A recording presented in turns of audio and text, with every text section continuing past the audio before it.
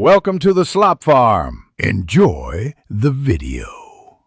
You start by confirming the essentials. Restore Engine Restorer installed with admin privileges and a verified backup image accessible. Once done, mount the backup and note the exact source path and the target device ID you will restore to. Make sure you have the license key handy and that the target device is connected with stable power. These first actions reduce errors and speed the process. Now proceed to load the image into the tool and choose the correct restore profile. You now execute the core restore. Choose full versus incremental based on your backup chain and set compression to balance speed and space.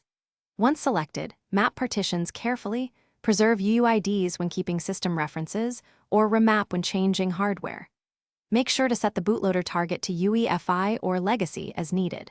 During the restore, watch the live logs and enable checksum verification to catch corruption. If you need automated fixes, attach post-restore scripts to run immediately after. You finish by validating the restore. Reboot into the restored system, confirm BIOS or UEFI boot order, and check secure boot settings. Once booted, run file system integrity checks and launch key services to ensure they start correctly. Perform quick application smoke tests to verify functionality.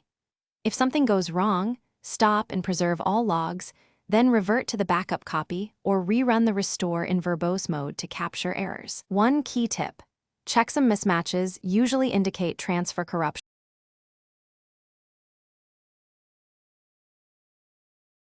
Thanks for watching. Consider subscribing if we helped you today.